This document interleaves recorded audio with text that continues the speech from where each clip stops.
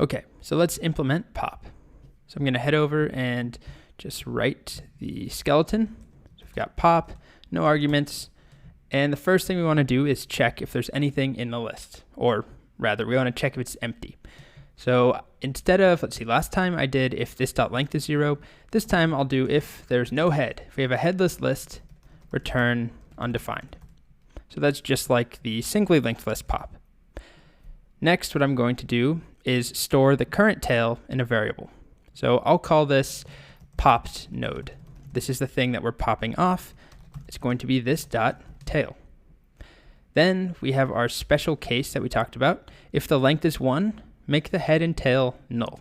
So if this dot length equals 1, what do we want to do? We want to set this dot head equals null, this dot tail to be null. Perfect. Otherwise, we need to update the tail, and what that entails, what that means, if this is our current list, let's say we just have 1, 2, fine, 3, and 7, and we're popping 7 off.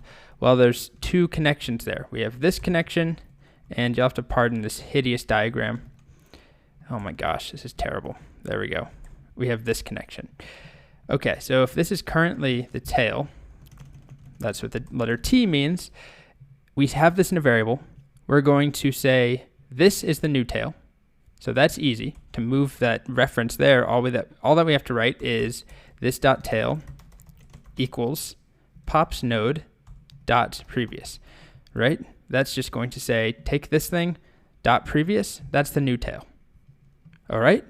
Next, we're going to set the new tail's next to be null. So that's going to be severing this bond here.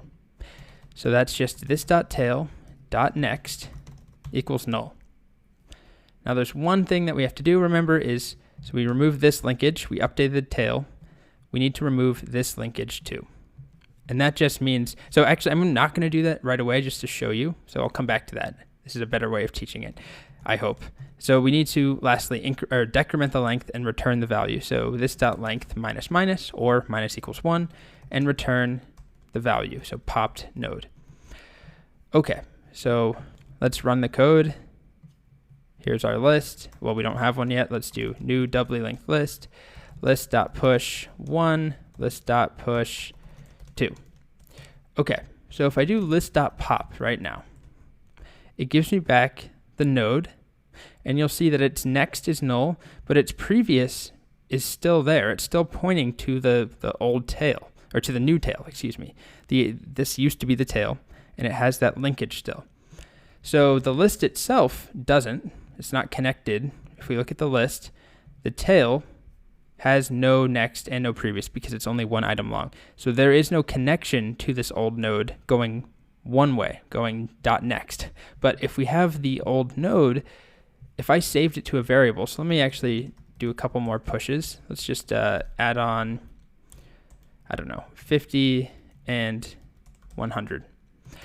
If I look at the list, it's 3 items long, and the last item right now is 100. If I do var old tail equals list.pop, and I look at the old tail, I can do dot previous, and then dot previous again, and I can walk through the entire list. So I didn't just return, well, I did just return the node, but the node has lingering connections. So we want to sever those ties, remove that entirely.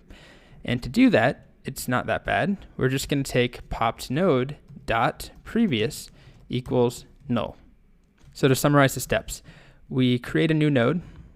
We set the new tail to be the one right before the new node. That's much easier than the singly linked list. We don't have to loop through or navigate the entire list. We don't traverse it.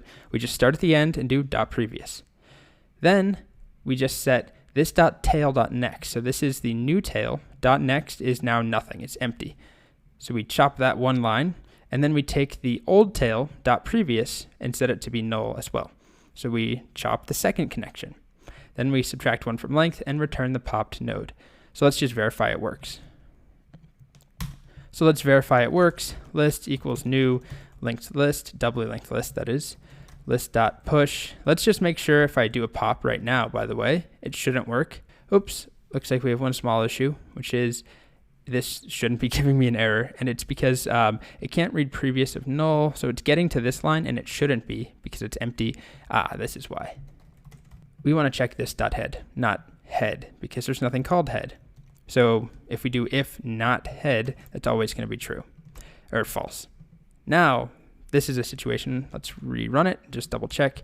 If I do list equals new doubly linked list, list.pop, okay, it doesn't let us pop anymore. Now if we push 1 and then 2 and then 3, if I do a list.pop, it gives me 3, and the next is null and the previous is null. It's totally isolated.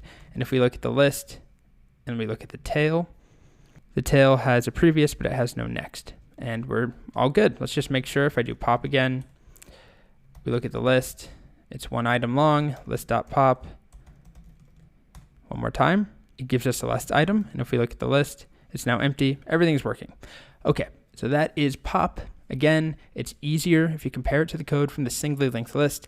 We don't have to navigate the entire thing. We don't have to have a loop. We just start at the end and work backwards. The only annoying thing, as with everything we do in a linked list, we have 2 linkages to account for. But otherwise, it's much faster and much easier.